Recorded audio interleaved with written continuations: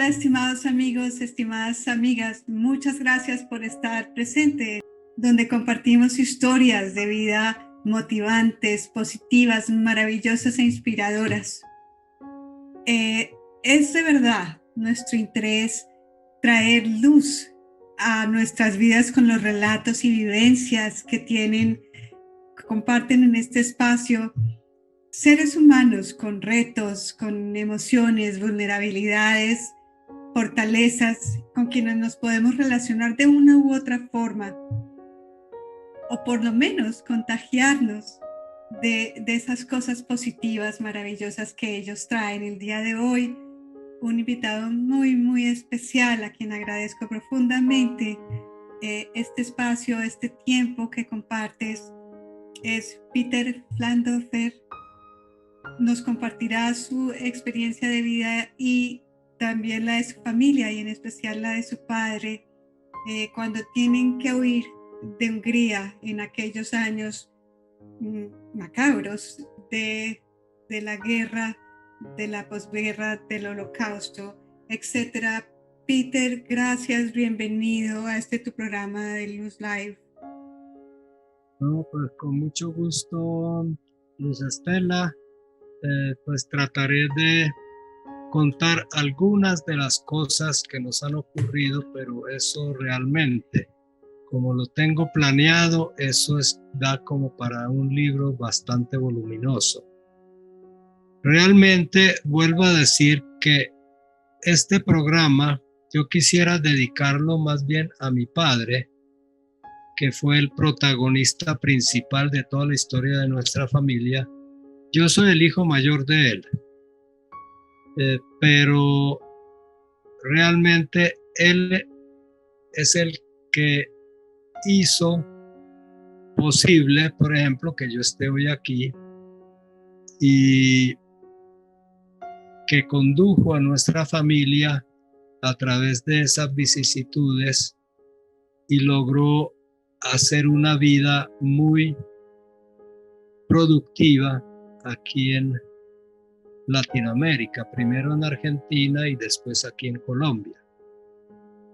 Entonces, yo voy a contar algunas cosas porque todo no creo que nos quepa en un programa, algunas cosas de las que me puedo acordar, y quisiera empezar por comentar sobre nuestra familia. O sea, voy a decir unas cosas algo distintas a lo que había dicho previamente antes de esta entrevista. Nuestra familia se origina en la ciudad de Sopron, en la parte extremo occidental de Hungría, muy cerca de Viena.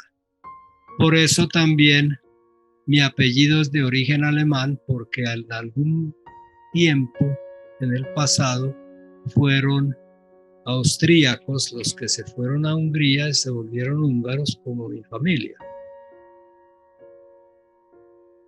Nuestra familia se asentó en Sopron desde hace varios siglos. Yo solamente tengo la historia desde mi tatarabuelo, que se llamaba Ignacio Flandorfer, Flandorfer Ignaz en húngaro, y que él fue uno de los grandes ciudadanos de la ciudad de Sopron, que todavía lo recuerdan y inclusive le han erigido un busto allá en una calle que se llama calle Flandorfer. ¿Por qué? Porque él era un mecenas, un industrial muy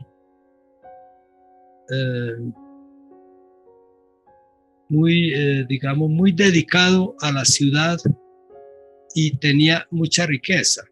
Por una parte, él armó una serie de cultivos de vid para producir vinos de mucha fama, que inclusive fueron los que abastecieron la casa imperial de Austria y Hungría. En parte, pues, porque me imagino que tenía muchos proveedores, pero mi tatarabuelo fue uno de ellos en cuanto a los vinos. Además, él fue el primero en Hungría en implementar un sistema de iluminación por gas. En esa época no existía la electricidad y las casas se iluminaban con candelas de gas. Él armó la fábrica y produjo la primera red de distribución de gas domiciliario en Hungría. ¿Sí? Entonces, por eso él es muy apreciado porque ha hecho muchas obras benéficas de embellecimiento de la ciudad, etcétera. Es muy apreciado en Hungría, en Sopron especialmente. Y todavía, aunque ya se perdieron los viñedos y la fábrica de gas también, porque ya lo superó la tecnología actual, pero todavía existen marcas de vino de las que él produjo, y una de ellas se llama vino Flandorfer. Wow. Se produce todavía en Sopron. Bueno, entonces ya yendo a mi padre, como hijo de una familia de terratenientes ricos, se tenía que educar en el tema de la agricultura y la ganadería. Y él se diplomó como un agricultor en la universidad. En esa época llamaban un agricultor diplomado, ahora lo llaman ingeniero agrónomo, ¿sí? Uh-huh. Y él se dedicó pues a trabajar en ese campo, y cuando se casó con mi mamá consiguió un empleo muy bueno, donde una finca grandísima que tenían los condes Esterházy en una localidad que llama Megyes. Yo allá pasé los primeros años de mi infancia hasta los 5 años más o menos, porque yo nací en el 40, en el 45 se acabó la guerra. En ese intervalo fue la etapa más dichosa de mi vida. Yo fui un niño muy feliz con mis padres, con mi hermana, mis hermanitos, aunque a veces nos peleábamos, pero eso es normal, ¿cierto? Y allá era una vida muy maravillosa porque éramos ricos, éramos los más ricos, digamos, de esa zona. Vivíamos en una casa muy buena y la finca era grandísima. Entonces, eso poco a poco se fue acabando con la llegada de la guerra a la cual Hungría nunca hubiera querido entrar, pero como estaba presionado por la Alemania nacionalsocialista, la que llaman la Alemania nazi, entonces tarde o temprano tenía que entrar en la guerra. Primero, cuando Alemania invadió Polonia, como entre el pueblo polaco y el pueblo húngaro siempre hay un vínculo de amistad de muchos siglos, porque reyes y gobernantes polacos y húngaros se turnaron, digámoslo así, durante mucho tiempo. Hubo reyes de Polonia que fueron reyes de Hungría y viceversa, reyes húngaros que fueron reyes de Polonia. Entonces se estableció como una especie de vínculo de amistad entre estos dos pueblos, además por la parte religiosa también. Hungría siempre ha sido católico, de religión católica romana, a diferencia de los pueblos más al oriente que se dedicaron a la iglesia ortodoxa griega y luego la ortodoxa rusa. Hungría siempre fue de la orientación de la iglesia romana y Polonia también, inclusive tal vez mucho más que Hungría, porque en Hungría hubo una especie de invasión de las ideologías alemanas, de las reformas de Lutero y de Calvino, y entonces hubo mucho calvinista, mucho luterano que llamaban los reformados. En cambio, en Polonia casi siempre se conservaron muy católicos, pero de todas maneras Hungría, más de la mitad de la población seguía conservando la religión católica, inclusive la familia Flandorfer. Ahí también hay una anécdota muy curiosa, pues voy a hablar ya ahora de esta parte religiosa. Resulta que mi mamá provenía de una familia que originalmente era reformada, de apellido Török. Ellos eran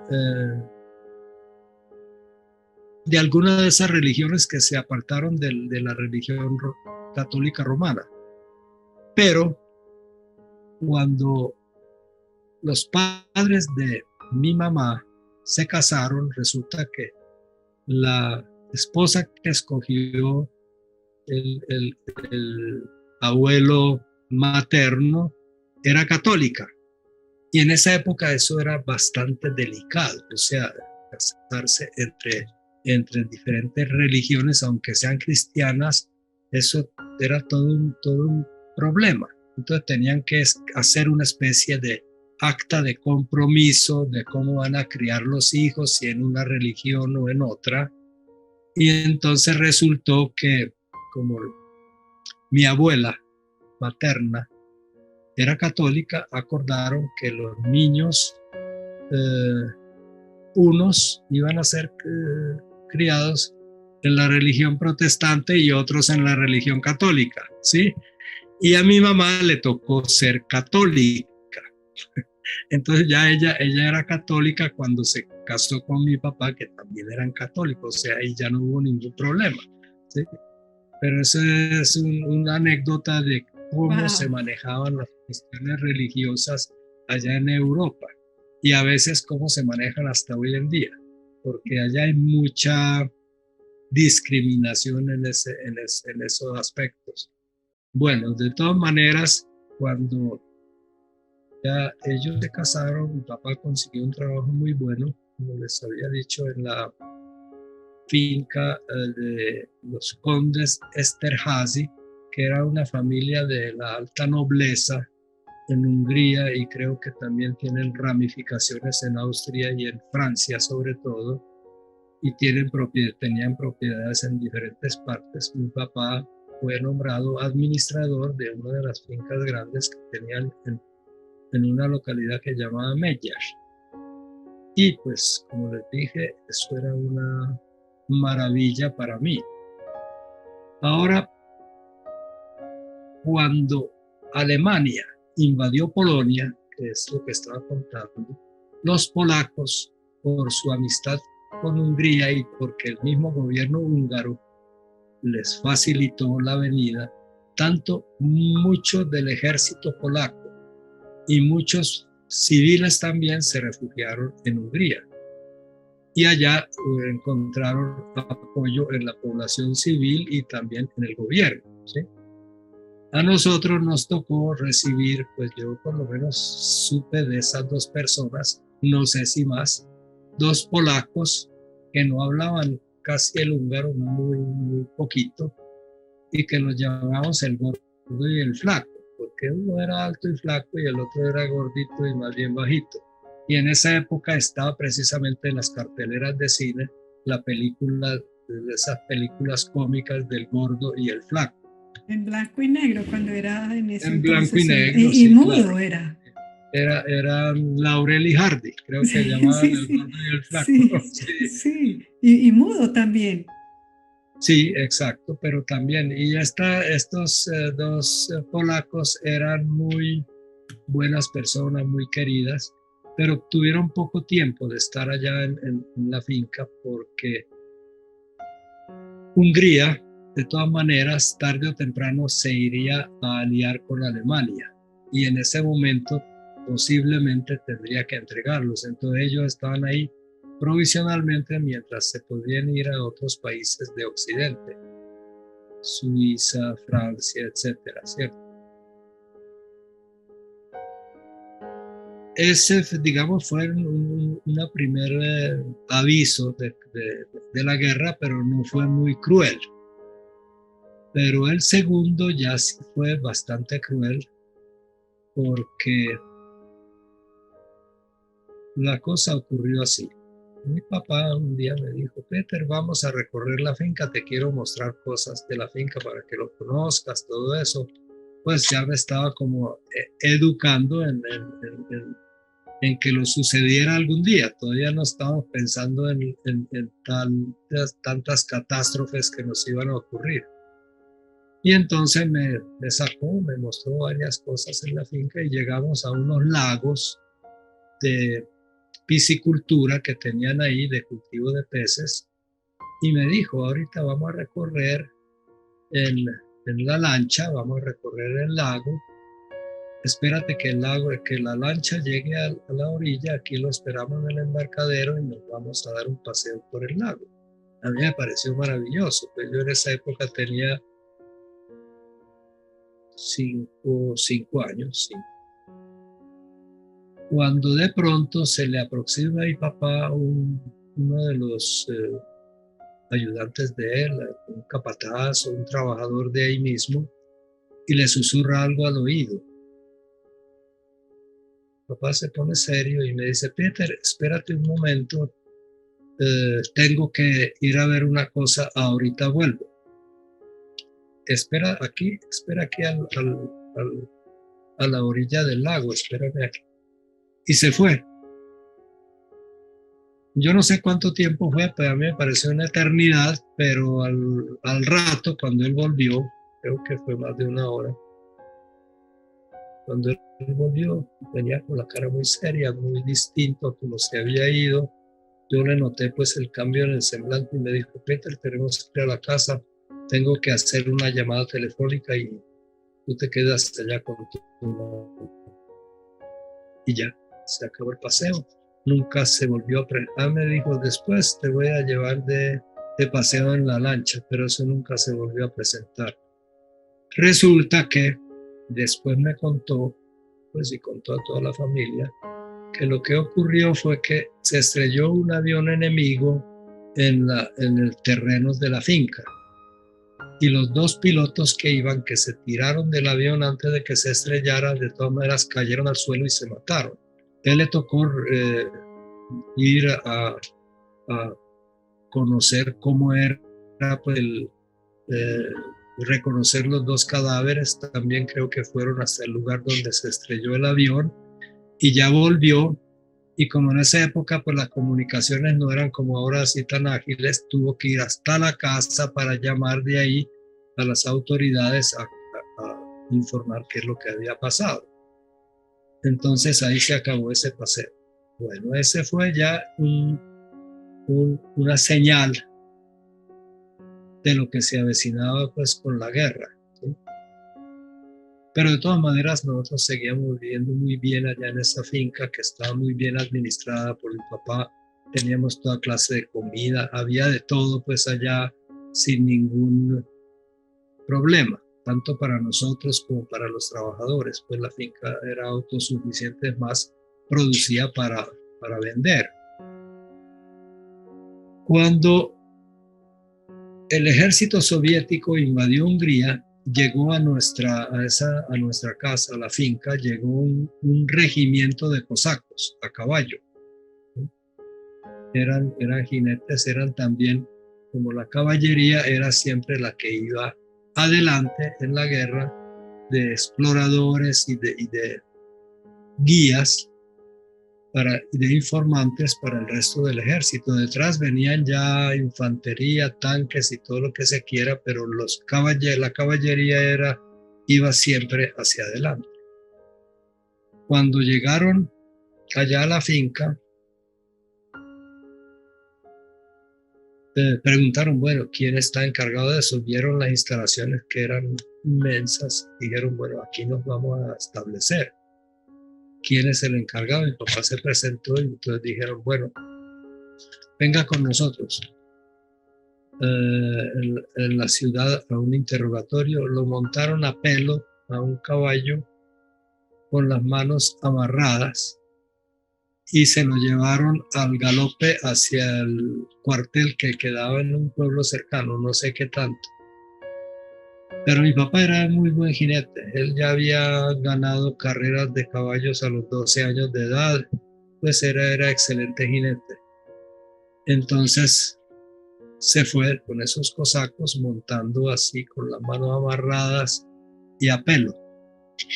Allá lo interrogaron y el comandante, ya que habló con él a través de porque los que lo apresaron no hablaban húngaro, pues solamente muy poquito.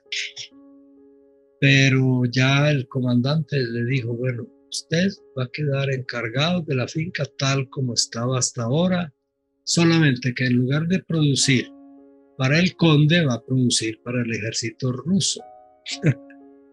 O sea, va a seguir produciendo lo mismo, pero es para nosotros. ¿Cierto? Más o menos le dijo eso y dijo, bueno, y se puede ir tranquilamente, a su familia no le pasa nada, usted puede quedar allá. Cuando mi papá salió de esa entrevista, los cosacos que lo llevaron le tenían un caballo ¿cómo es? Ensillado con todas las cosas y lo montaron ya ahí y le dijeron que eso es lo que merecía un jinete tan bueno como él y ya lo llevaron de regreso con el caballo ensillado. Wow. Pero él tuvo que quedar allá. No, increíble. Entre esos cosacos había también rusos, pues no eran todos cosacos caballeros, sino había rusos, me imagino, porque uno de ellos habló con mi papá, yo no supe eso en ese momento, mi papá me contó todo esto después, para que le ayudara a desertar. Él dijo, yo estoy harto de esa guerra, yo no quiero ir hasta Alemania a pelear con los alemanes, me matan, no sé qué, yo quiero volver a mi país, a mi pueblo. Entonces mi papá le dijo, bueno, sí, yo te voy a ayudar, pero pues todo en secreto. Ese soldado quedó tan agradecido con mi padre que nosotros, que éramos 4 niños en ese momento y dormíamos en uno de los dormitorios de la mansión, de una mansión, pues, esa casa. Y la ventana daba a un jardín. Todas las mañanas en esa ventana aparecían 4 montoncitos de azúcar.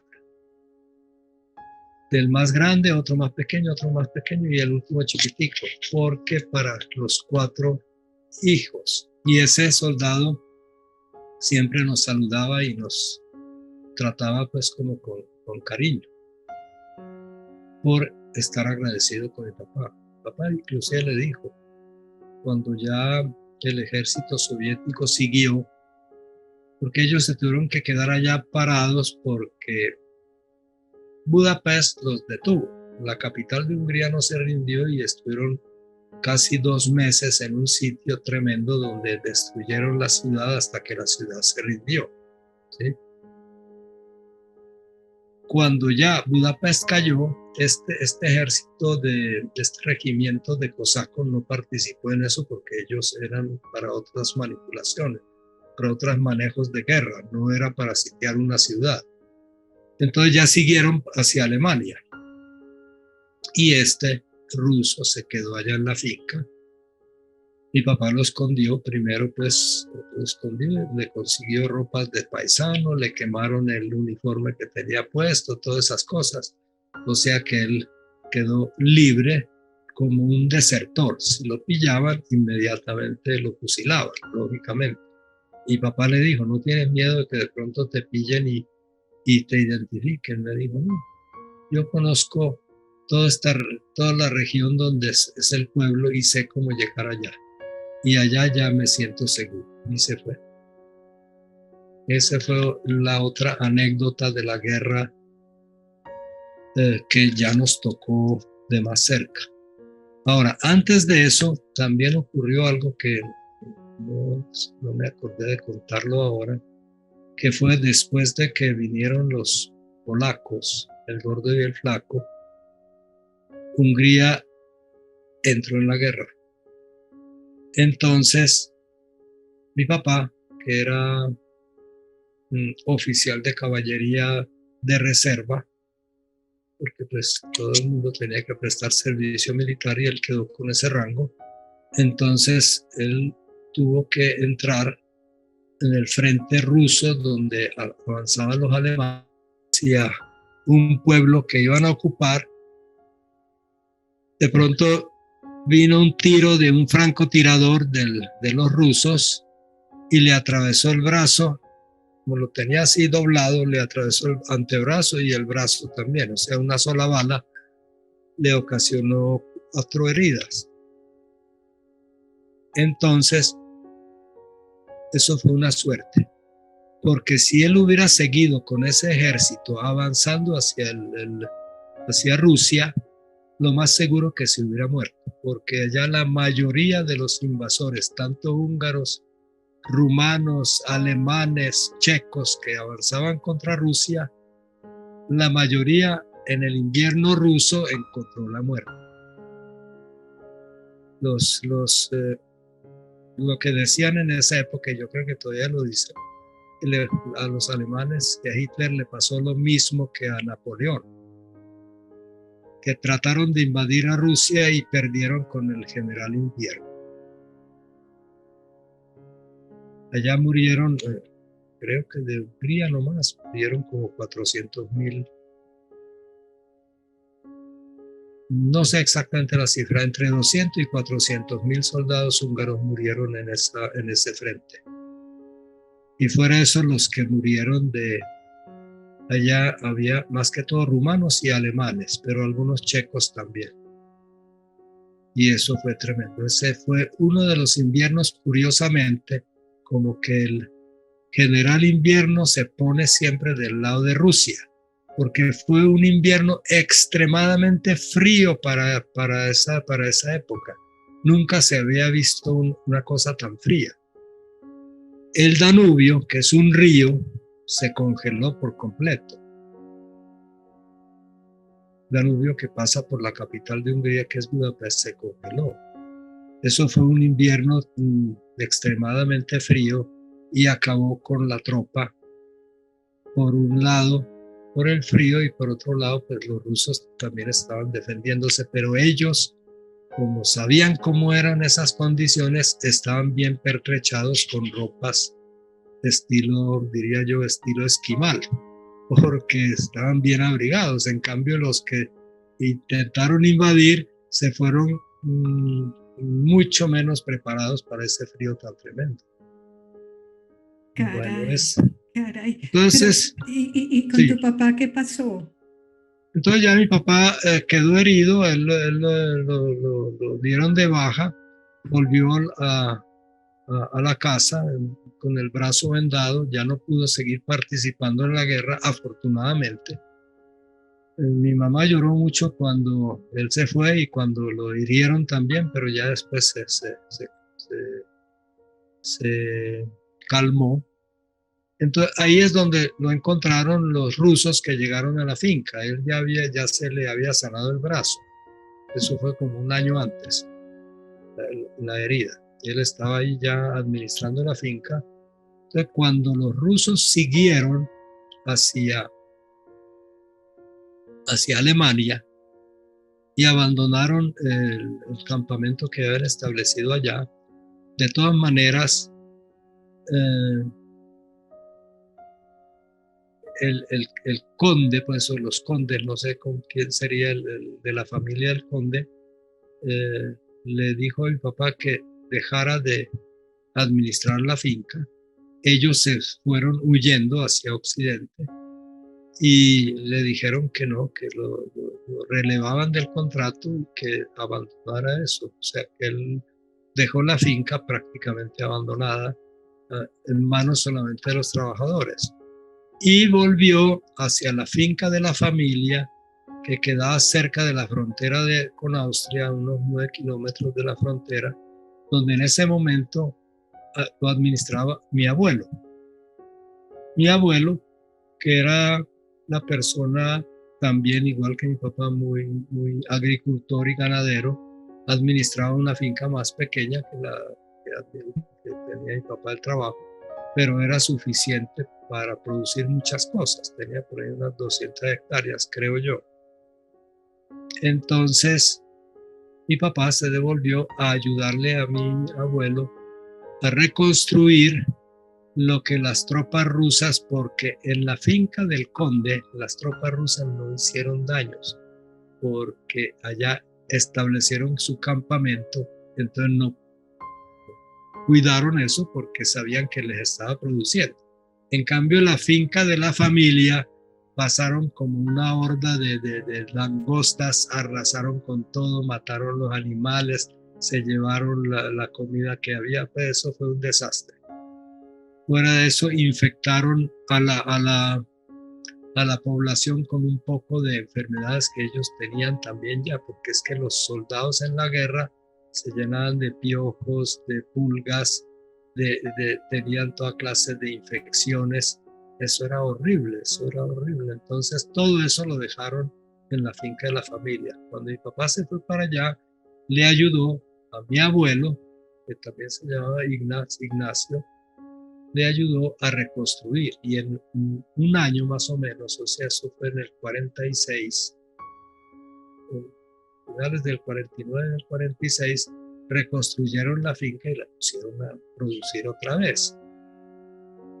En esa época es que que yo le conté que mi papá bajaba ocasionalmente a la capital a llevar alimentos y suministros de la finca para los hambrientos de la ciudad, que en la ciudad como no se produce nada y los suministros se acabaron, ahí la gente se estaba muriendo de hambre. Me Entonces, contaban, ¿no? tu papá se los regalaba esos suministros. No siempre, porque mucha gente le pagaba, inclusive no es que él pidiera pago, pero mucha gente le ofrecía bienes o joyas. Por ejemplo, mi papá dijo que 1 o 2 kilos de mantequilla que llevó, un tipo le insistió que se los diera y le dio un reloj muy fino. Ese reloj se lo robaron aquí en Colombia cuando iba en la ruta de Montería hacia la costa en un bus. Se durmió y cuando despertó el reloj ya no lo tenía.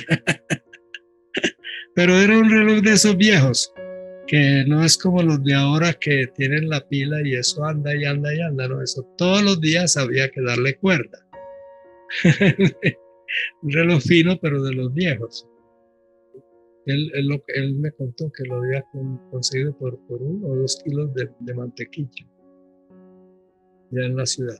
O sea, en esa época ocurría eso muchas veces, de que pagaban con ciertas cosas que podían servirle a uno, pero no en plata, porque la plata también se acabó. Después de la guerra eso siempre hay una inflación tan tremenda que la plata no vale nada. Inclusive después de la guerra, Hungría cambió de denominación monetaria. Antes de la guerra se llamaba pengő y después ya lo llamaron forint, que es la moneda actual. Pero en ese intervalo ahí, mientras el pengo se disparaba la inflación y el forint apenas empezaba, entonces nadie manejaba, pues mucha gente no tenía plata.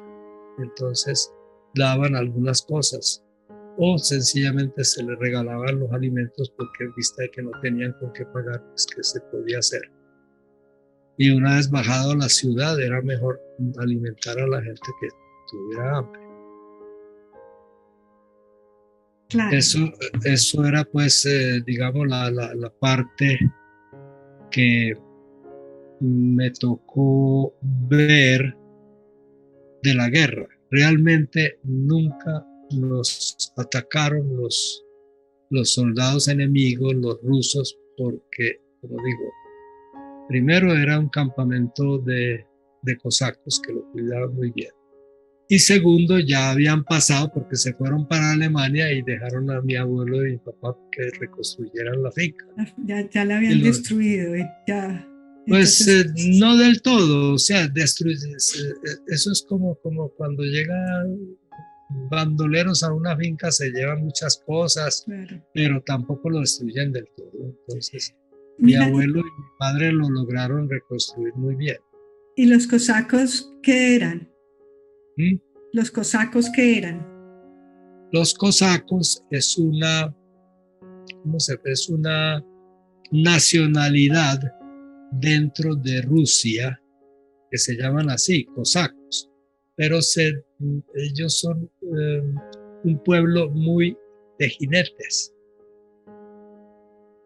son Ya. muy hábiles en el manejo de caballos. Entonces, un regimiento de cosacos era un regimiento de caballería realmente, pero eran de esa nacionalidad, eso es como, no es nacionalidad, es como un pueblo dentro de los rusos, todavía existe.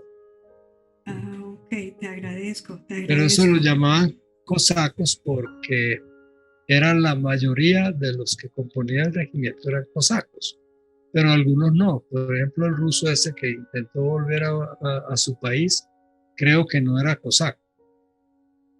Ya. Era ruso. Ya.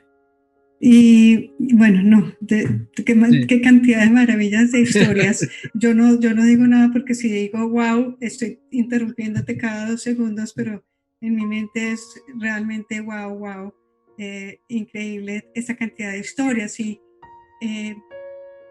me comentaste también la salida de tu padre y las condiciones con Bueno, entonces mamá.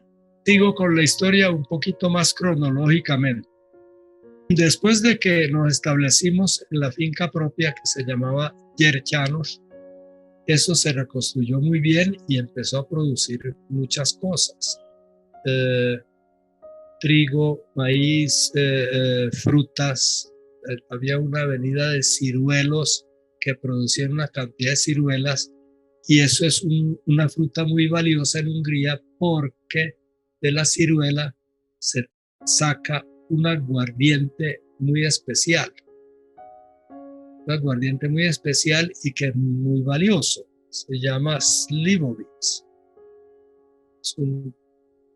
Es un aguardiente hecho de la fermentación de las ciruelas. Pero además de las ciruelas también sacan mermelada y otras cosas, ¿cierto? Y se vende también como fruta fresca. Y además también había un rebaño de ovejas que producían lana, había vacas. O sea, la finca era multipropósito, producía muchas cosas.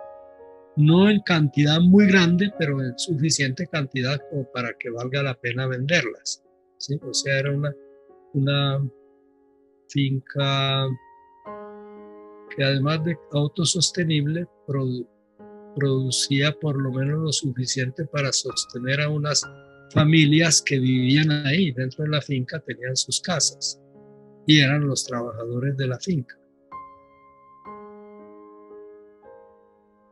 De eso también me acuerdo, es una anécdota personal, pero la voy a contar. Todavía cuando ya se había reconstruido la finca y todo eso, yo tenía 5 años. En el 46, pues digamos que ya iba para los 6 años. Mi padre un día me dijo, Peter, así como lo hizo en la otra finca, me dijo, Peter, vamos a recorrer la finca, pero esta vez, porque él siempre me lleva adelante en el caballo, él se recorría a caballo. Pero esta vez te voy a poner un caballo para ti solo. Y entonces nos fuimos, él cabalgando en su caballo y yo en el mío. Fue un niño un poquito temeroso, pero ya me acostumbré y iba lo más de bien. Cuando volvíamos, después de recorrer la finca, mi papá se arrimó a una de las casas de los trabajadores que estaban ahí y de ahí salió un perro de esos bravos. Hay una raza de perros que se llaman cubas en húngaro que son perros blancos grandes, más grandes que el pastor alemán. Eso los usaban para defender los hatos de ganado y los rebaños de los lobos y de los osos. Son unos perros muy grandes. Y salió a ladrar, y precisamente el caballito que montaba yo. Entonces el caballo se asustó, se puso a brincar y yo me caí. No. Y caí debajo del caballo. El caballo seguía pataleando encima de mí, pero en ningún momento me rozó. Mi papá dijo que eso era porque el caballo me estaba defendiendo a mí del ataque del perro. Porque esos perros a un extraño lo pueden destrozar tranquilamente. Claro. Oh, wow. Mientras salió el dueño a cogerlo y llevárselo y todo eso, yo quedé aterrado y debajo del caballo. Pero claro, por supuesto. Esa es una anécdota que no me olvida. A mí al principio, después de eso, me daba miedo montar caballo, pero en la Argentina ya aprendí, allá también vivíamos siempre en el campo y ya aprendí a montar caballos. Bueno, pero entonces cuando ya se puso en funcionamiento la finca, la guerra se acabó en el 45 y ya en el 47 funcionaba muy bien. En esa época murió mi abuelo. También voy a contar la historia de cómo murió, que fue muy doloroso para mí, porque él era que me enseñaba a leer. Me sentaba en sus rodillas y un libro grande que tenía de 100 cuentos húngaros, me leía los cuentos, ¿sí? Ahí es donde yo cogí afición por la lectura, aunque él era el que me leía. Cuando él murió, yo quedé muy desconsolado. Resulta que una noche llegaron unas visitas a la casa de la finca cercana a unos vecinos que también eran bastante pues, del mismo estatus que nosotros, y allá lo recibieron con un banquete, cuando en mitad del banquete le avisan a mi abuelo que una vaca que estaba pariendo se le atascó el ternero. Entonces salió a ver qué es lo que pasaba, y ahí mismo con su traje y todas esas cosas se quitó el saco y ayudó a destrancar el ternero. Eso no ocurre muy frecuentemente, pero a veces ocurre. Y si no lo auxilian a la vaca, se muere la vaca y se muere el ternero, ¿sí? Entonces ya él se cambió de camisa, todas esas cosas, volvió a la cena que le estaban sirviendo a los visitantes. Y ya luego los visitantes se fueron y él se acostó. Le comentó a mi abuela de que sentía como un dolor en el brazo izquierdo, tenía como un dolor, pero dijo, seguramente es por el esfuerzo que hice al destrabar el ternerito. Y se acostaron a dormir. Como en la madrugada, eso me lo contó también mi abuela y mi padre, como en la madrugada él se despertó y dijo, no, es que ese banquete como que me cayó mal, me siento un dolor de estómago o bastante molesto. Entonces mi abuela le dijo, no, espérate, yo voy a la cocina, te preparo una bebida con bicarbonato, que es lo que usaban en esa época como Alka-Seltzer, ¿cierto?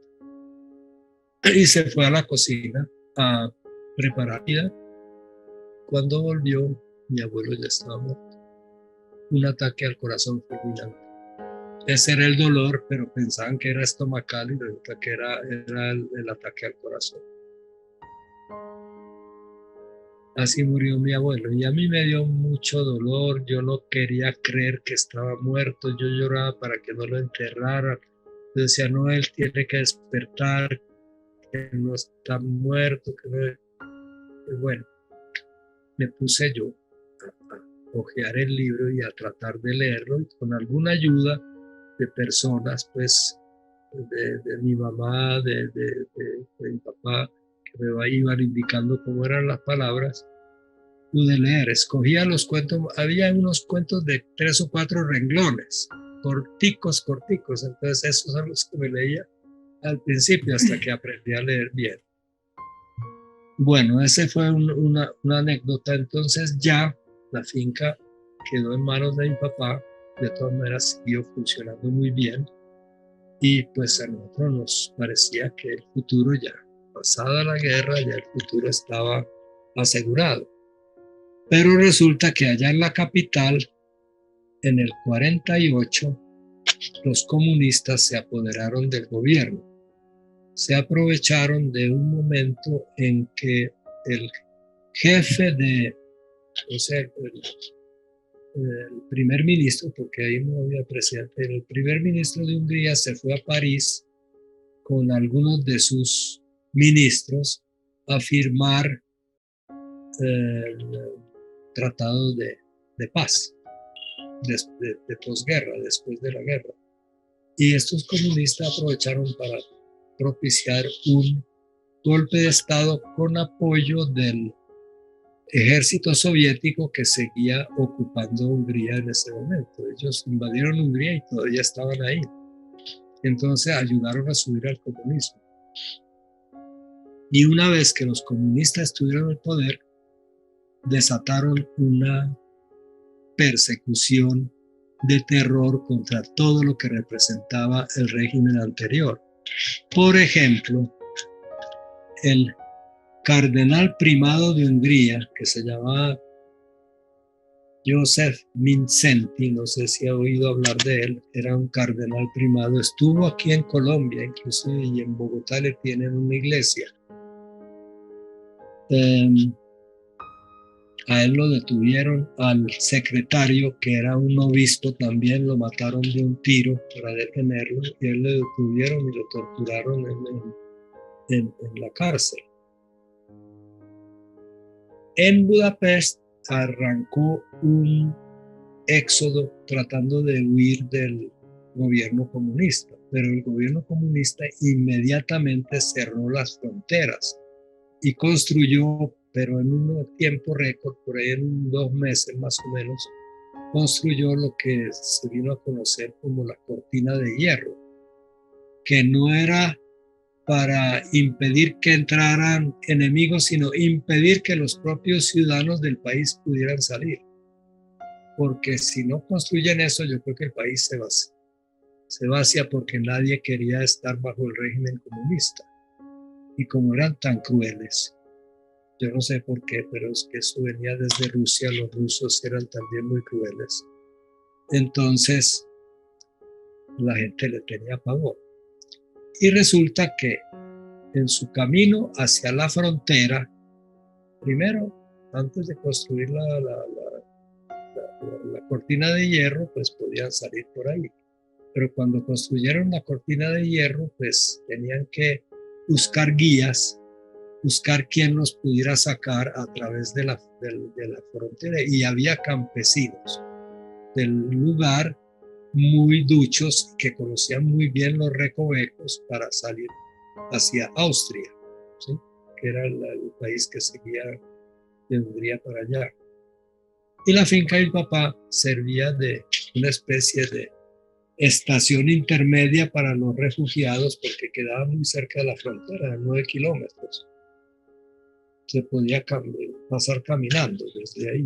Entonces, y como la finca tenía tantos recursos, tenía mucha comida, tenía alojamiento, los alojamientos inclusive de los trabajadores se podían usar para que alojaran 1 o 2 refugiados. Entonces había de esas casas, no me acuerdo si había 8 o 10 casas de los trabajadores. O sea, además de la casa de nosotros, que era una mansión grande, había las casas de los trabajadores. Entonces, en todo eso se ayudaba temporalmente a los refugiados que huían del comunismo. Ahí había de todo, pues no se podía decir que eso eran, digamos, solamente nazis o solamente húngaros o solamente judíos, no, ahí había una mezcla de personas. Pero había algunos que eran de un partido opositor al comunismo y que en la finca de nosotros armaron una estación clandestina sin el conocimiento de mi papá, porque no lo hicieron en la cabecera de la finca, sino por ahí en un bosque. Armaron una emisora clandestina para tratar de reunir los opositores al comunismo y pues luchar contra ellos. Y esa emisora fue la perdición porque guiando por esas ondas llegaron a la finca los de la policía secreta. Si no hubiera sido por eso, tal vez nunca se hubieran dado cuenta de lo que ocurría allá, porque era lejos de la capital, por ahí más de 200 kilómetros, exactamente no sé cuántos. En todo caso, llegaron allá en 2 carros, cada uno con 4 agentes de civil, 2 carros negros, un domingo. Resulta que ese domingo mi papá había salido a la feria del pueblo, allá también la feria lo hacían los domingos, para vender productos de la finca, y uno de los más importantes era un cargamento de lana, que era la cosecha del año, de lana, y él salió a venderlo. Pero vendían otras cosas también, había leche, había mantequilla, había frutas, ciruelas no, porque ese no era la época. Ciruelas ya se producen en otoño y esto era en primavera. Pero bueno, pero muchas otras cosas que como mi mamá quedó sola. Nosotros los niños estábamos afuera alrededor de la casa, como siempre, jugando desprevenidos. A ella la cogieron, ahí había algunas servidumbre, cocinera y muchachas del aseo, pero cogieron a mi mamá y la torturaron para que confesara dónde estaba mi papá, cómo habían ayudado a los refugiados. Ella no sabía nada, ella lo único que sabía era que cuando llegaba gente allá, pues les daban alimento, les daban una cosa, les daban otra, pero ni se preocupaba de cuál era la filiación política y que si eran judíos o eran nazis o qué eran, eso no les preocupaba. Pero como estos habían cogido la emisora, pensaban que todos los de esa finca sabían de esa emisora, y mi mamá no sabía nada. Entonces la torturaron, la acostaron en una mesa y le daban golpes de cachiporra en la espalda, y con eso ocasionaron que se le desprendieran los riñones. O sea que ella no murió instantáneamente ahí, pero a consecuencia de esa golpiza, después de un tiempo, como los riñones no le funcionaban, se le envenenó la sangre y murió a raíz de eso. En esa época no existía trasplante de riñones ni de esas cosas como en la época moderna. Cuando mi papá llegó, a él también lo golpearon, lo interrogaron. Él como hombre pues era más resistente y estaba en plena condición física. Y se lo llevaron para el cuartel que quedaba en una ciudad que precisamente en Sopron, la finca quedaba a 60 kilómetros de Sopron, por carreteras rurales. Entonces a él no le quitaron nada, lo esculcaron por si llevaba armas. Mi papá nunca llevaba armas pues, personales. Entonces se iban a llevar a mi mamá, pero mi papá dijo que eso no lo permitía, que él se hacía matar, ¿verdad que? Y a la larga la dejaron porque vieron que estaba muy mal. Entonces en el camino hacia Sopron, él se dio cuenta que nos sentaron en el asiento de atrás de uno de los carros, adelante iba el otro carro con 4 agentes, atrás, perdón, iba otro carro con 4 agentes, y él se dio cuenta que el que mandaba toda esa comisión de agentes era el que estaba al lado de él. Entonces, tiró un aventón, dijo, pensando en la plata que llevaba en el bolsillo, que no le habían quitado, pero que era una cantidad bastante apreciable de efectivo. En esa época se pagaba todo en efectivo. Entonces, y era con la nueva modalidad de dinero que era el foreign, que ya se estaba estabilizando. Entonces metió la mano en el bolsillo, sacó el fajo de billetes y disimuladamente lo pasó al que mandaba allí. El otro miró el fajo de billetes, lo cogió sin que los compañeros se dieran cuenta y se lo guardó en el bolsillo.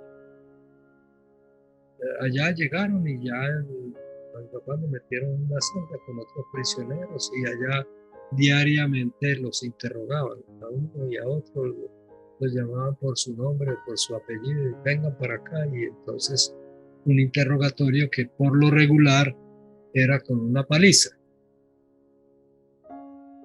Y un día, que creo que como 2 semanas después, 3 semanas después, llega de pronto un general, todo vistoso, con uniforme, y mi papá no lo reconoció al principio. El prisionero Flandorfer, sígame. Y le abrieron la puerta y él seguía, sígame. Entonces, cuando ya él repitió, sígame, sígame, dijo, este es el que me detuvo, tiene la misma voz. Y le dio mucho susto, él pensó que ya lo iban a llevar a ejecutar o a un interrogatorio, quién sabe cómo, es tal cosa. Y este oficial pasaba de una oficina, pasaba a otra oficina, pasaba por aquí, recorrió varias piezas del cuartel y de pronto abrió una puerta y estaban en la calle, detrás del cuartel. Wow. Y él únicamente le dijo a mi papá, piérdase, porque la próxima vez puede que no encuentre quien le ayude como yo le estoy ayudando ahora. Y le cerró la puerta y dejó a mi papá ahí solo en esa calle. Así fue que él logró librarse por un soborno. Increíble. Entonces ya cuando él volvió a la finca, mi mamá ya estaba muy mal. Ella primero pensaron que era por los efectos de la paliza que le habían dado, que siempre le afectó bastante.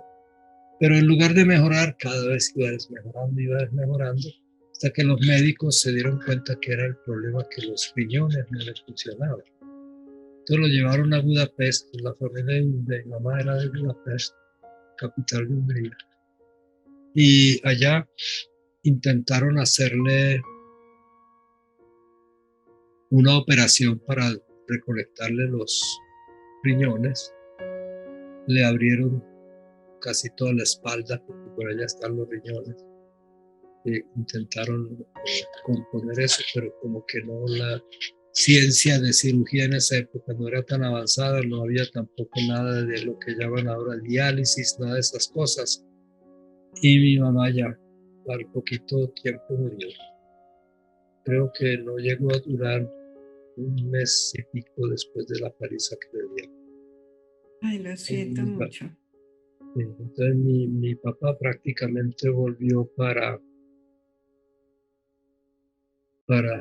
tratar de salvarla, hacer la operación y ya después la enterrar. Pero él tuvo que hacer todo eso de una manera muy oculta, como le aconsejó ese alto oficial que le dijo piérdase. Mi papá me dejó a mí con mi abuela. Contrató en Budapest, contrató una institutriz para mis 3 hermanos menores, más chiquitos, que mi abuela pues no era capaz de 4 niños pequeños, ella ya era viejita. Entonces contrató a la institutriz y se fue al otro extremo del país a conseguir un trabajo. Lo consiguió en un criadero de caballos de pura sangre, de esos que usan para las carreras, y ahí estuvo trabajando casi un año. Inclusive a ese pueblo, es una ciudad más o menos grande realmente, pero en esa época era apenas un pueblo que se llama Kecskemét.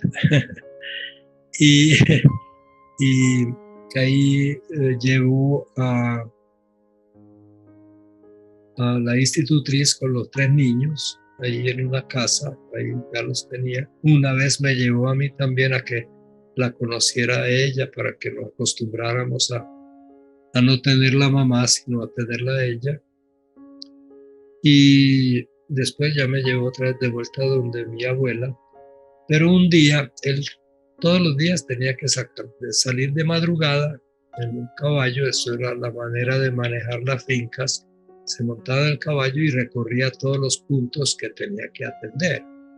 Las caballerizas, los cultivos de avena y esas cosas que le daban los caballos del cuido. Recorría también porque las fincas nunca eran únicamente monocultivos, sino que producían distintas cosas. Entonces salía a caballo y recorría. Cuando de pronto en una de esas se le acerca un capataz y le dice: don Andrés, pues Andor, era el nombre de él en húngaro, pero le dice: don Andrés, al frente de la casa suya hay estacionados los carros negros que nunca se habían visto aquí.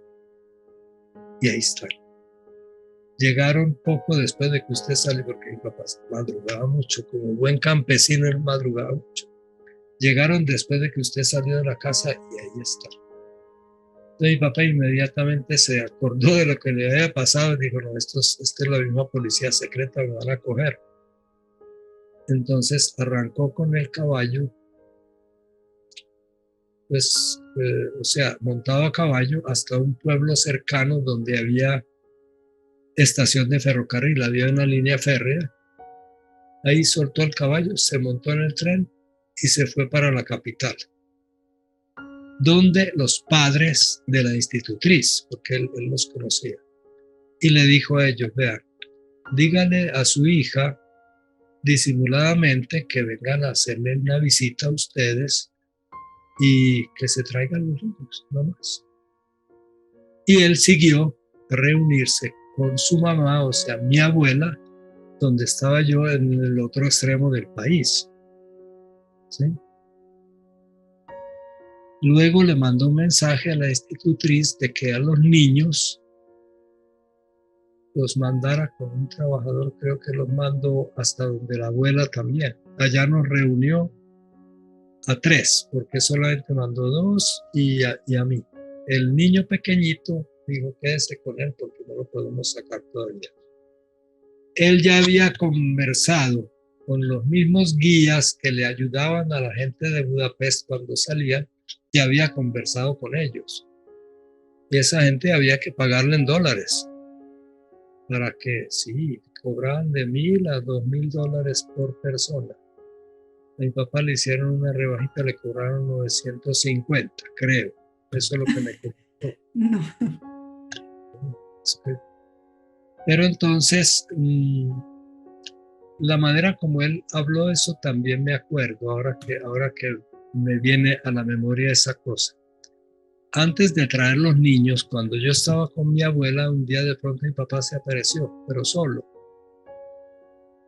Y me dijo: Peter, era un día de celebración de una virgen. No me acuerdo cuál es la virgen, pues realmente una virgen en Hungría que era muy venerada y era una fiesta nacional. Entonces, aprovechando esa fiesta, él se vino. Todavía no lo habían localizado allá en su trabajo. Él se vino y me dijo: Peter, vamos a recorrer, vamos al pueblo donde están haciendo la procesión y todo eso, y ahí te compro unos dulces, unos panes de miel. Era la especialidad para esa celebración, preparaban unos panes de miel, ¿sí? Y me montó en una calecita de un solo caballo y 2 ruedas. El caballo lo va tirando y salimos de la casa por un camino atravesando como los campos, pero era una ruta por donde pues era una ruta de esas muy secundarias, pero que se podía andar ahí a caballo o en un carrito. Cuando en mitad yo estaba sentado al lado de él, cuando en mitad del camino me dice: Peter, bájate y sostente adelante con él. Ahí había una barra de hierro adelante del carro, pues donde se agarraba la gente que subía y bajaba, ¿sí? Inmediatamente después del caballo: quédate ahí un momentico. Yo me bajé, pero Le dije, ¿por qué sería? Y en esas, de pronto, sin parar el carro, ¡pum!, saltó un hombre y se sentó al lado de mi papá. Y estuvieron conversando. Yo no les paré bola, yo miraba, estaba hasta más contento allá adelante que en el pescante, como dicen por ahí, porque estaba al pie del caballo, podía ver todo muy bien. Y al cabo de, ¿qué?, cuestión de unos 15 minutos que estuvo ese señor ahí mientras iba avanzando el carro, de pronto se bajó. Y mi papá dijo, si quieres ya puedes volver aquí ya. Pero después yo reflexionando y dándome cuenta cómo eran las cosas, ese era uno de esos campesinos guías con los cuales mi papá hizo el convenio de que nos sacaran en algún momento. Y ese era un contacto que había hecho en ese momento para cuadrar ya la fecha y todo eso. Entonces cuando ya él se tuvo que volar de allá porque lo iban a coger la policía, ya tenía todo cuadrado perfectamente. Ya les había pagado inclusive por anticipado, eran gente conocida pues de mi papá. Inclusive yo ahora por Google Earth, o sea, por eso logré localizar el pueblo donde estuvimos. Era un pueblito chiquito donde estuvimos antes de salir de la frontera. Entonces ahora le cuento cómo fue la salida. Como la finca ya le habían dado, la finca la expropió el gobierno, y mi abuela que vivía allá le dieron un tiempo prudencial para que se fuera a otra parte, consiguiera un alojamiento. Entonces ella ya cuando mi papá llegó pidió un permiso para llevarse los muebles. Tenía que tener permiso porque todo era muy controlado en esa época. Entonces le dieron el permiso y en una carreta de esas largas que utilizaban los agricultores, ahí amontonaron un montón de muebles que lo que se iba a llevar ella para el pueblo donde iba a vivir. Y entre esos muebles íbamos mi papá y mis hermanos y yo, escondidos ahí con 2 maletas, únicamente 2 maletas.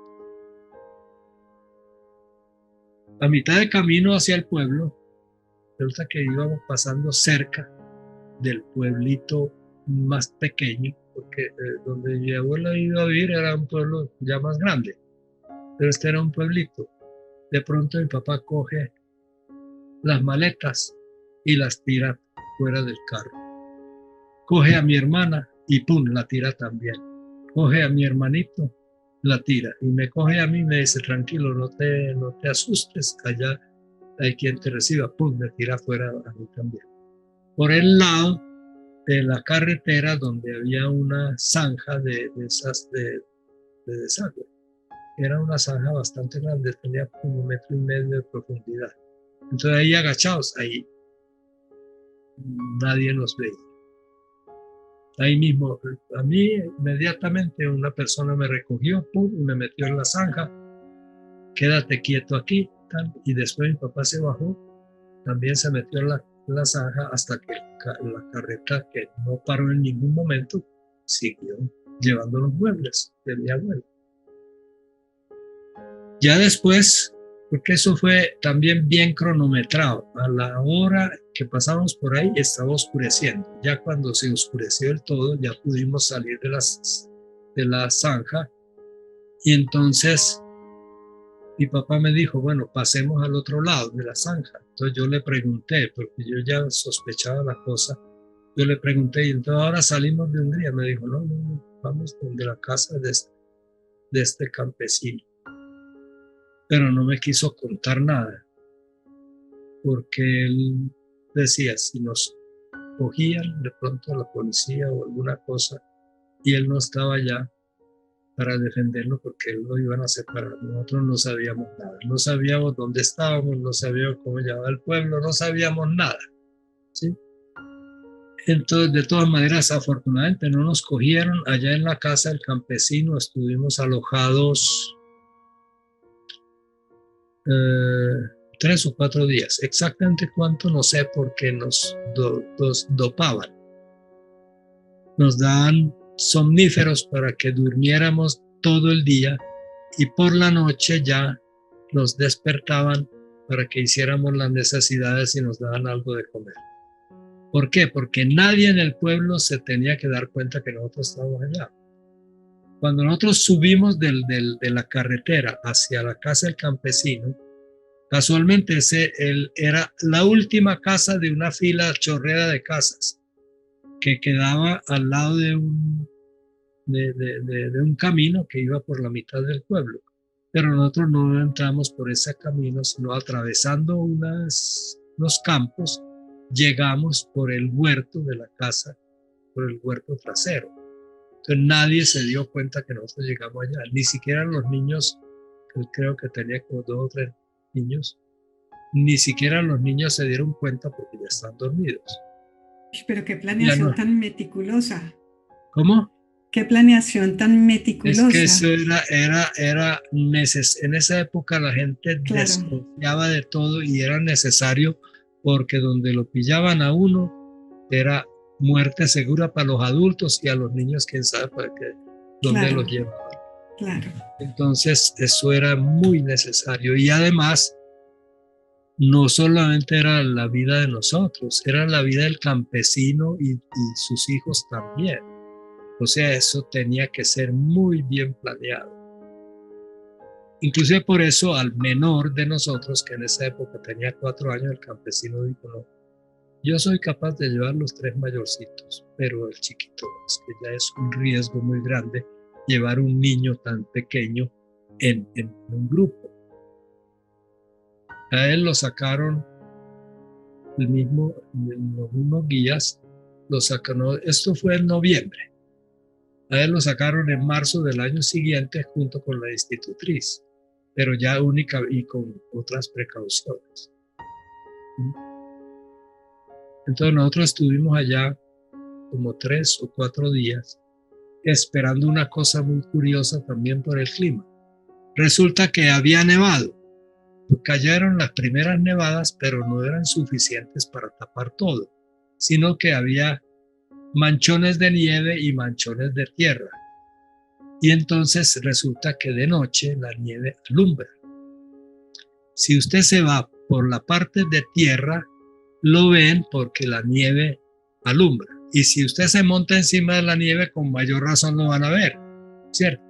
Entonces había que esperar a que nevara del todo, que se cubriera, porque allá se cubre, en invierno se cubre del todo la nieve, pero ya por ahí para diciembre. Nosotros apenas estamos a principios de noviembre. Pero decían, bueno, si cae una nevada tal que cubre todo, nos vestimos de blanco, entonces no nos ve. Pero ellos esperaban más bien que se derritiera la nieve, y efectivamente después cayó un aguacero. En lugar de nieve cayó agua otra vez, derritió la nieve y quedó todo bien oscuro.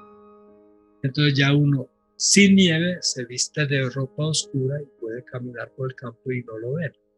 Todas esas cosas tenían que tenerlo en cuenta. Eso no era así tan fácil como un paseíto a los charcos.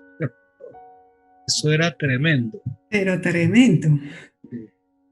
Entonces ya una noche dijeron, bueno, ahora sí, vamos para la frontera. La frontera quedaba ahí al lado de la finca, por ahí a unos 200 o 300 metros después de un bosque, porque la casa de él quedaba al pie de un bosque, y atravesando el bosque ya quedaba la frontera. Como le había explicado, en los bosques, para construir la cortina de hierro, trazaban por donde iba la frontera, cortaban 50 metros del bosque y lo dejaban rosado, para que se vea visible el que se aproxime a la frontera, ¿sí? Y después construían la cortina de hierro con 2 cercas, de uno del otro a unos 3 metros de distancia. Y la cerca tenía por ahí 2 metros y pico de alto, de alambre, ese alambre que usan para las cercas. No, no el alambre gallinero, sino una mucho más firme. Más fuerte, claro. Más fuerte, sí. Y entre el tramo que hay entre las dos alambradas, enterraban minas antipersonales para que el que pasara por ahí, si tocaba la alambrada o los cables que cruzaban entre los dos alambres, reventaran. Y la persona moría ahí o al menos queda tan herido que lo ponían prisionero. O sea, era una cerca, una cortina de hierro aparentemente muy difícil de franquear. Además había a unas distancias, creo que como a 2 kilómetros de cada una, había torres de vigilancia con una, ¿cómo se llama eso? Con una guardias, había 4 guardias en cada torre y cada 2 horas salían 2 de ellos caminando para el otro lado, 2 de ellos desde la otra torre que se cruzaban la mitad. Los guías sabían eso y precisamente cronometraron la salida de los guardias porque ellos veían, bueno, pasaron a tal hora, esperemos a ver de cuándo pasan la próxima. Pasaron a tal hora, están pasando regular. No había prisa, toda la noche listo para esperar allá. Los guías, cuando llega un momento en que ya dicen, bueno, ahora sí, van y hacen reventar, buscan a ver si hay minas personales en el tramo que quieren salir y los hacen reventar. Y vuelven y esperan. Muchas veces entonces pasan los guardias, pero ven que se reventó una mina, pero nadie, no cogió a nadie. Muchas veces las minas se revientan porque pasa un animal o porque cae una rama, en fin, diferentes razones. En todo caso, vieron que no había nadie, otra vez esperamos casi hasta las 2 de la mañana ya en el bosque. Y escondidos, eso también, los guardias, los guías hacían unas zanjitas tenues donde uno se podía acostar, tenía que estar acostado para quedar oculto, que los guardias no lo vieran a uno. Y otra ventaja que había para ese momento, yo no sé si siempre sería así, pero lo que habían rozado del bosque, pues los árboles se los llevaron, pero la maleza estaba creciendo y crecía hasta una altura de 1 metro, un metro y pico, ya estaba crecida la maleza. Entonces ahí en esa maleza también podíamos pasar desapercibidos, ¿sí? Todo eso yo me acuerdo, mi hermanito, el que venía con nosotros, se perdió, se quedó atrás, no sé por qué. Hay 2 versiones, pero yo creo que él pues intentó hacer una broma o se escondió o no sé, o no quiso seguir. En todo caso mi papá me dijo, búscalo por ahí, yo lo busco por aquí. Y a la larga lo encontramos. Como 5 minutos de mucha tensión. Sí. Apareció llorando. Porque él como que se quiso esconder o yo no sé qué y después se asustó estando solo. En todo caso, entonces, ¿cómo hacían ese trabajo los guías? Ellos le ganaban esa plata que cobraban muy bien. Llegaban a la cerca y con unas pinzas, con unas tijeras muy especiales, cortaban un hueco por ahí de un 60 centímetros de diámetro por donde uno podía pasar. Cortaban los alambres que había en la mitad, que ya habían reventado la mina, y al otro lado cortaban otro hueco así. Y ahí pasaban. Ellos como adultos pues pasaban. Y a nosotros los niños nos pasaron como por un tubo, como si fuéramos un bulto. un señor por este lado y el otro lado nos recibía otro, y igual las maletas. Con nosotros venía un comerciante, papá decía que era un comerciante judío muy rico, y venía también con 2 maletas, o sea que en total cargaban 4 maletas bastante pesadas, que eso también los guías se encargaban de eso. Mi papá creo que llevaba una maleta, no me acuerdo bien yo de eso, pero en todo caso nosotros llevábamos 2 maletas. Los guías escogían también el punto que por donde pasaba la frontera, inmediatamente al otro lado, a unos 50 centímetros, había un barranco. Entonces uno salía de la alambrada, inmediatamente salía para un barranco que tenía por ahí 2 o 3 metros de profundidad, y ya nadie lo podía ver desde el lado de Hungría, y ya estábamos en Austria.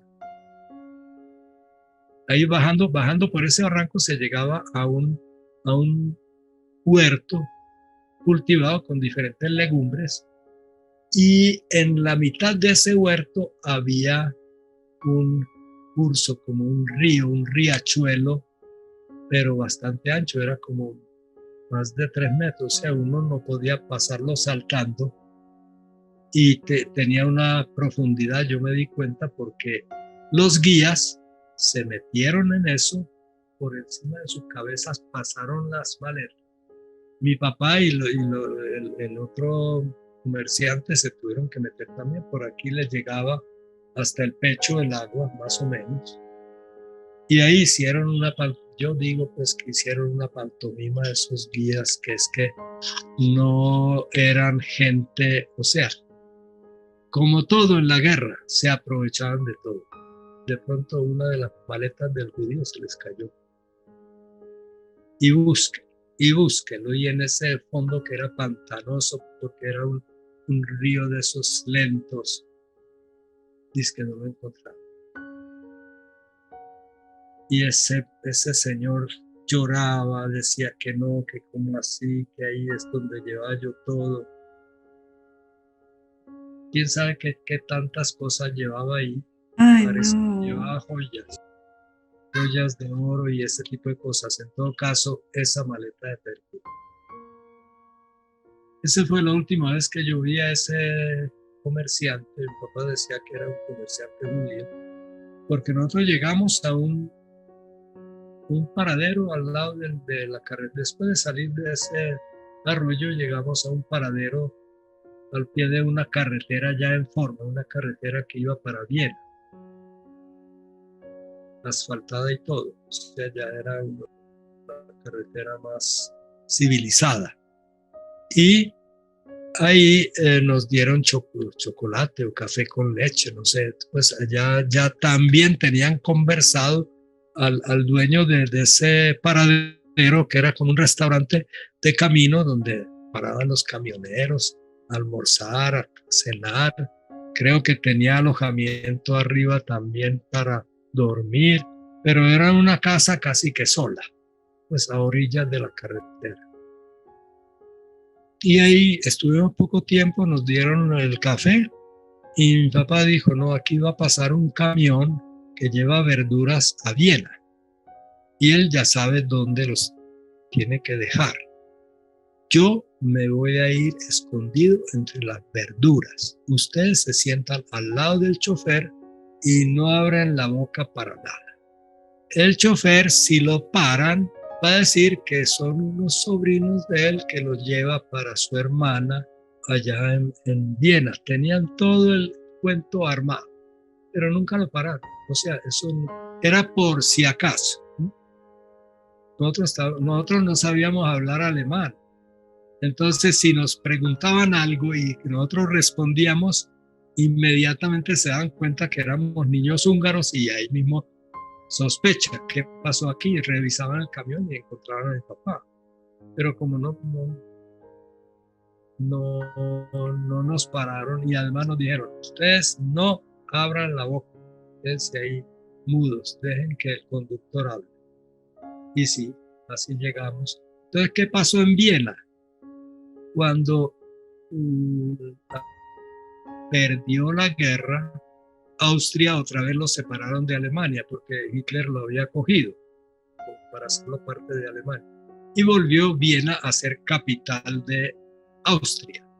Y las capitales de los países vencidos los dividieron en 4 zonas.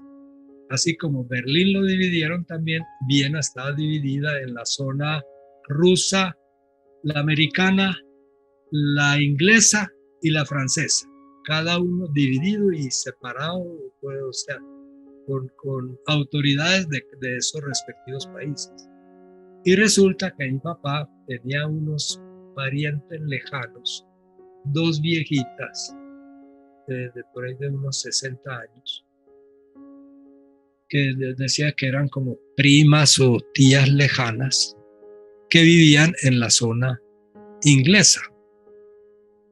Entonces el camión nos dejó en la casa de esas señoras y allá estuvimos varios días a salvo ya de los, porque si nos cogían los rusos nos devolvían a Hungría, pero los ingleses y los otros aliados aceptaban que llegaban refugiados desde Hungría y no los devolvían.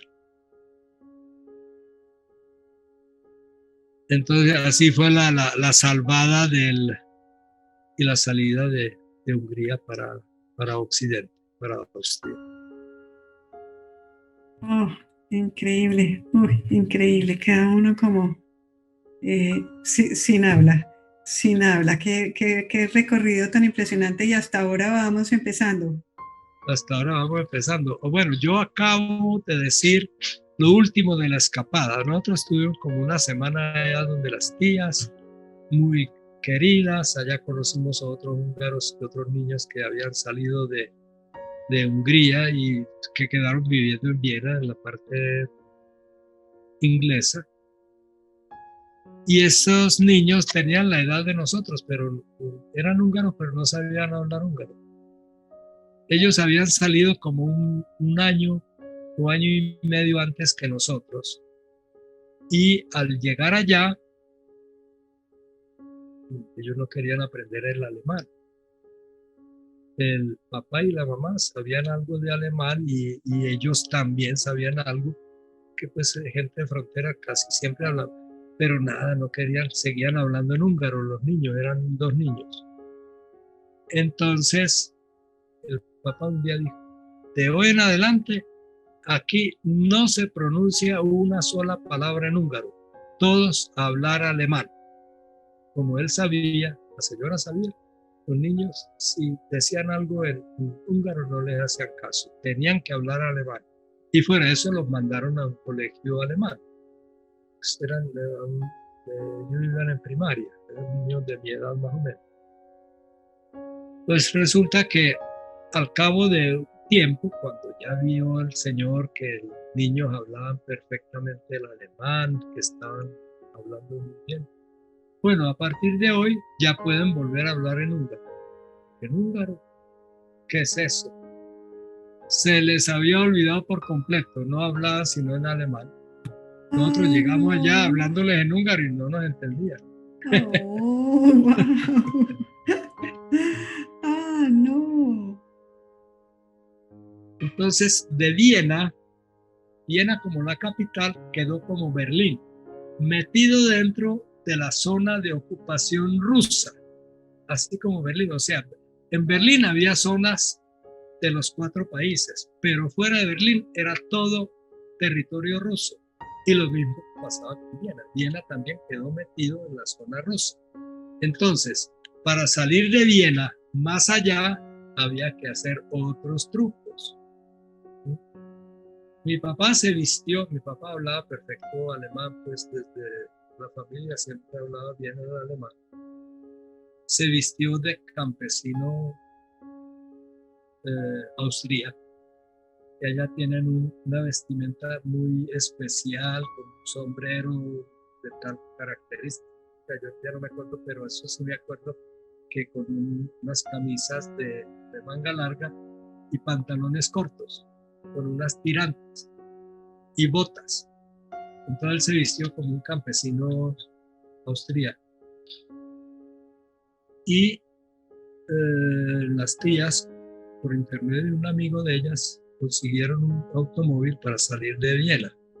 Entonces, nosotros los niños nos montaron en el automóvil, mi papá también, pero cuando iban llegando a la frontera de la zona rusa, que ya íbamos a pasar otra vez a una zona inglesa, entonces le dijeron al papá, vea, usted bájese aquí, atraviese por allá, les dieron las indicaciones, y más allá llega un pueblo que se llama tal y tal, y allá ya está en zona inglesa, y allá lo recogemos en tal parte. Entonces nosotros seguimos por la carretera y llegamos a ese pueblo a esperar a mi papá a ver si lograba pasar. Y espere, y espere, y espere más tiempo de lo que habían pensado. Pero era porque él tuvo que dar un rodeo. Él iba caminando muy tranquilo y de pronto llegó a un bosque, también allá hay muchos bosques, llegó a un bosque de pinos, iba caminando por el bosque cuando se dio cuenta que allá más adelante había unos soldados rusos. Él se puso a pensar, ¿ahora qué hago? Si me devuelvo y ellos me ven, pensarán que estoy huyendo de ellos y me van a coger. No puedo hacer más que seguir caminando. Y siguió caminando y resulta que era un campamento de soldados que estaban acampando allá en el bosque. Y él pasó casi que por intermedio de ellos a un ladito. Ni le preguntaron nada, ni él dijo nada. Así un saludo con la cabeza y no más. Y siguió. Pero fue el susto más grande. Entonces ya llegó a la zona inglesa y ahí ya estábamos libres del todo. Ya ahí sí nos alojamos en la casa de un húngaro que tenía una finca allá, porque es que esos territorios todos eran de Hungría antes de la Primera Guerra Mundial. Lo que pasa es que en la Primera Guerra Mundial a Hungría la partieron y un pedazo le tocó a Austria. Pero allá había muchos húngaros. Yo me acuerdo, esa es una casa muy buena, ya pasamos casi todo el invierno, porque eso fue en invierno. Antes de Navidad llegamos allá. Porque nosotros salimos en noviembre, llegamos a Viena también a principios de diciembre, si acaso, y ya llegamos a la casa de este señor y todavía no era Navidad. Allá celebramos la Navidad. Y al frente de la casa de él había un lago. Pero ese lago no se congelaba. A pesar de que el invierno era muy crudo, no se congelaba porque en el centro tenía un manantial de agua tibia. Ese quedaba a todo el frente y nos dijeron, no se vayan porque la orilla sí se había congelado, pero el centro no. Y mi hermana, que era tan rebelde y tan decía, nos vamos arrastrando a ver hasta dónde llegamos. Hasta que la señora nos vio desde la cocina, que nosotros íbamos arrastrándonos por el hielo delgadito y dijo, uy, niños, vengan para acá, que no es que nos prohibió que ni siquiera nos acercáramos al lago. Pero los otros lagos, curiosamente esa zona tenía un montón de lagos. Había un lago grandísimo y había muchos lagos pequeños, digo yo, por ahí de unos 30, 50 metros. El lago grande era de más de 1 kilómetro, varios kilómetros. Entonces en ese lago iba yo a patinar. Porque la tía mía, la tía de mi papá, allá en Viena, en su juventud había sido una patinadora de hielo clásico, ballet en el hielo, y tenía unos patines especiales para eso. Pero como ya era viejita, dijo, no, yo estoy allá hace como 30 años que no los uso, te los regalo a ti, me los regaló, inclusive me quedaban grandes. Pero entonces ahí en ese pueblo es donde pude practicar el patinaje sobre hielo. En otra laguna más pequeña, esa tenía por ahí unos 50 metros de largo y 20 o 30 de ancho, era ovalada.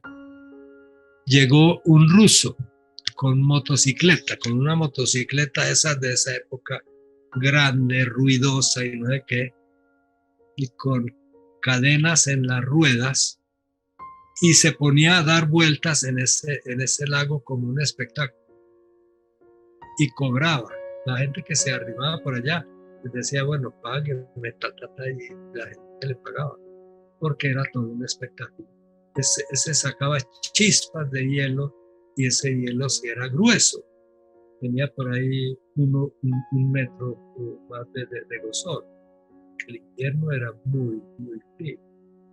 Y yo no me acuerdo nunca haber sentido frío allá. Que de día uno se iba bien vestido con toda la ropa que hay allá a caminar por la nieve, y nosotros nos metíamos en esos bosques que había a jugar. O me iba yo a patinar en mis patines. Pero de ahí ya mi papá consiguió un trabajo al poco tiempo en otro pueblo. O sea, ya dejamos, después del invierno, dejamos esa finca del señor este. No me acuerdo cómo se llama. Ni me acuerdo del nombre del pueblo, aunque me la dijeron. Creo que más o menos tengo una idea. Que se llama Kirchen no sé qué. Ajá. Pero ya de ahí ya fuimos al lugar donde mi papá consiguió trabajo, y ahí estuvimos como año y medio. A mí me mandaron a una ciudad lejana del otro extremo de Austria para estudiar en un colegio de húngaros. Es que en esa época se salían colegios enteros con profesores, alumnos y las familias de los alumnos huyendo del comunismo. Y estos eran unos scouts.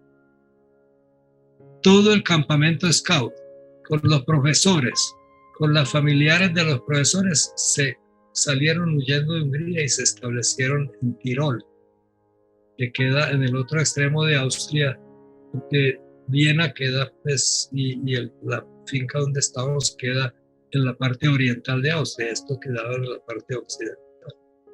Entonces a mí me metieron en ese colegio en Austria, pero que era de habla húngara.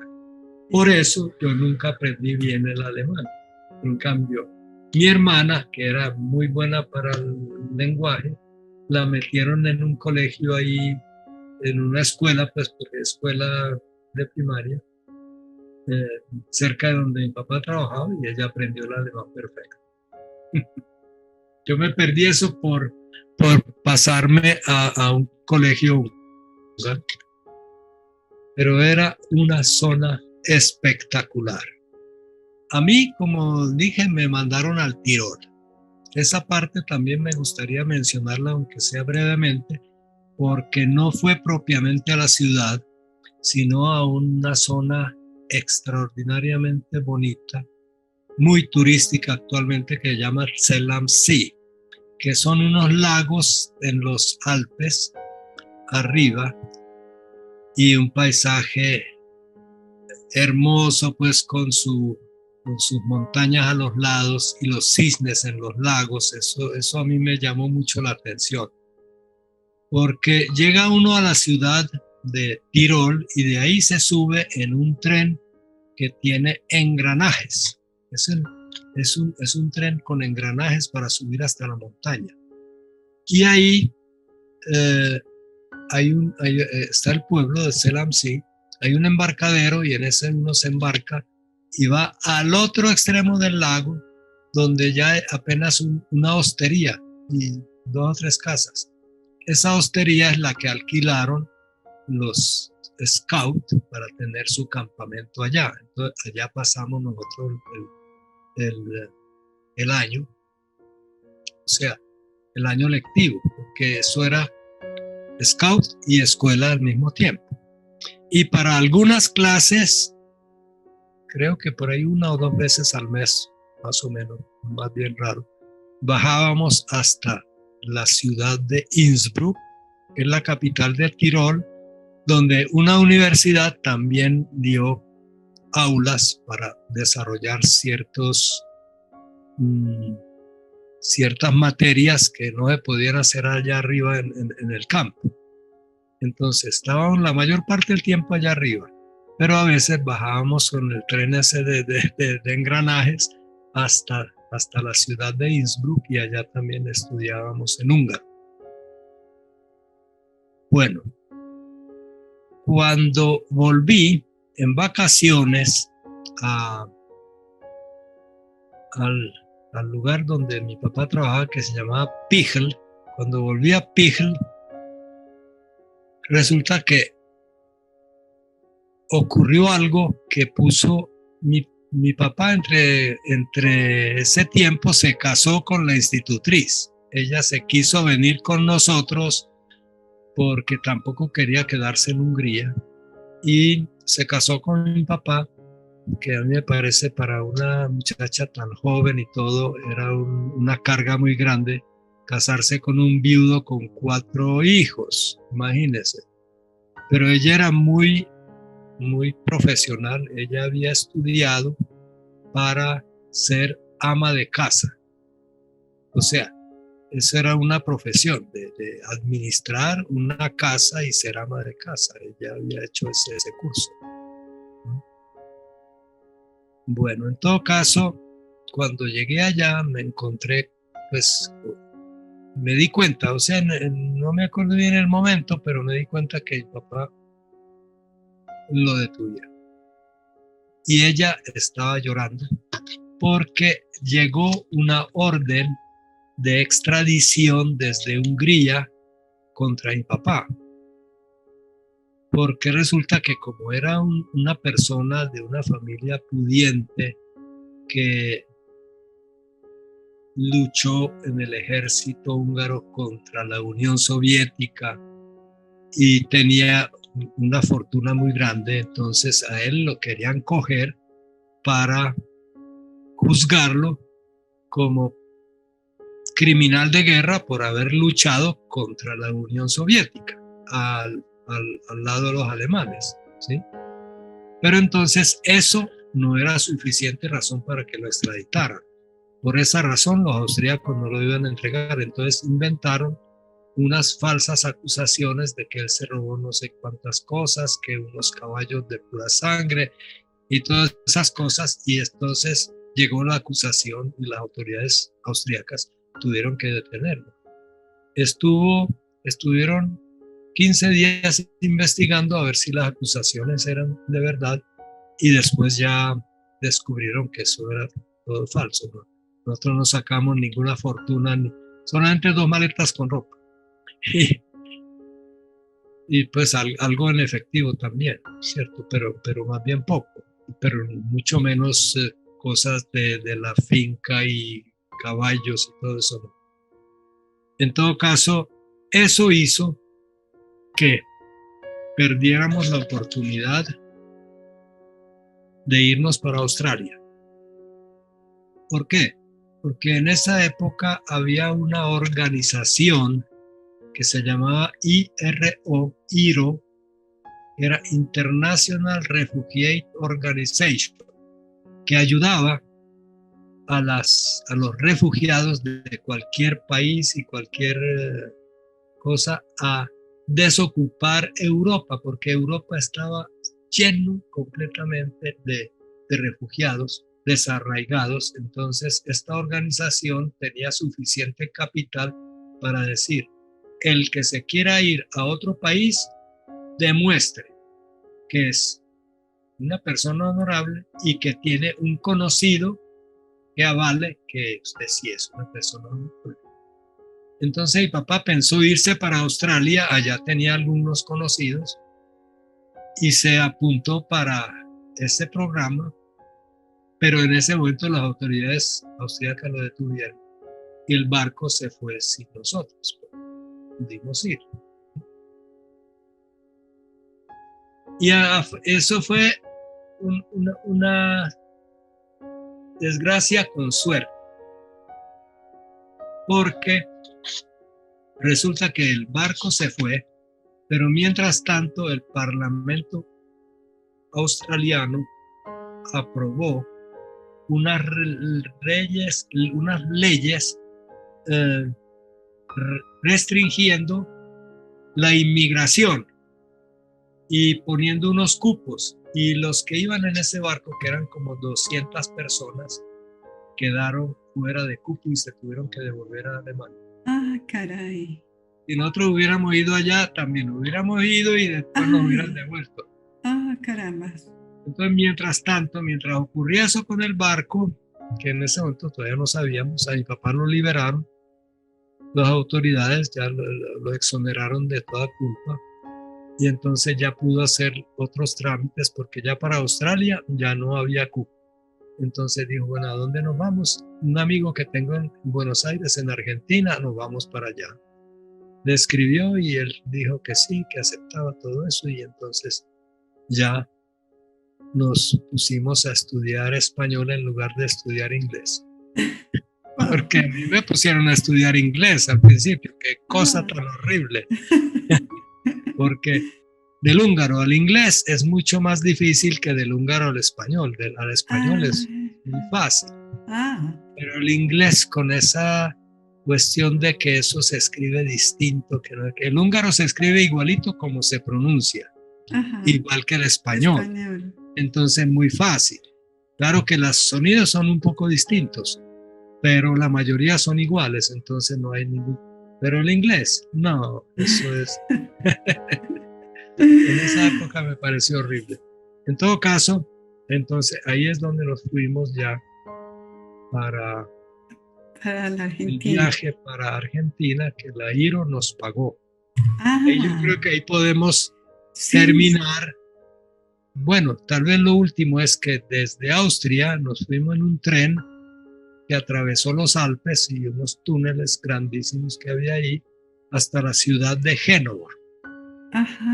En esa ciudad es donde íbamos a embarcar en un barco que también se llamaba Génova, de pasajeros para la Argentina. Entonces yo creo que ese puede ser para la segunda tanda. Sí, no, qué historia tan hermosa, tan preciosa. Y eso que no he contado todo, pero bueno, trate de resumirlo. Wow, no, tu elocuencia, conocimiento, qué maravilla, muchas gracias. Sí, por esta oportunidad vamos a parar acá, pero vamos a tener una segunda o quizás tercer episodio con Peter. Entonces, por ahora, muchas gracias, Peter, muy, muy amable, y entonces hasta el próximo episodio. Muy bien, Luz Estela, yo creo que deben ser otros dos. Uno Argentina y otro Colombia. Encantada. Yo creo que eso sería la cuestión. Ya no son tan trágicos, pero son interesantes de todas maneras. No, es que y no por la tragedia, sino por la resiliencia, por ese espíritu que muestra tu papá tan increíble. Sí, es increíble. Y cuidó de nosotros, los 4 niños, nunca nos faltó nada. En todas esas, ¿cómo se llaman? Aventuras y cosas, nunca nos faltó nada.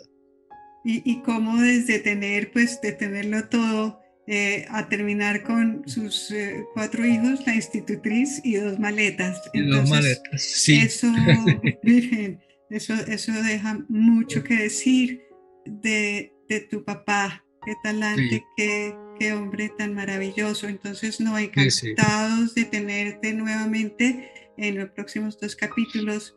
Entonces, el siguiente será de Génova a Argentina. Argentina, exacto. Perfecto. Bueno, esté muy bien, y bueno, no sé para cuándo, ya eso lo podemos conversar con calma.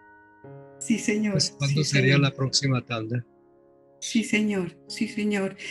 Por ahora, muchas gracias, estimados oyentes. Espero que ustedes estén tan interesados, tan intrigados y recordando historia y teniendo aquí esta motivación y esta inspiración de la historia que nos está contando el día de hoy Peter, y que volveremos a tener muy prontamente. Muchas gracias. Hasta la próxima.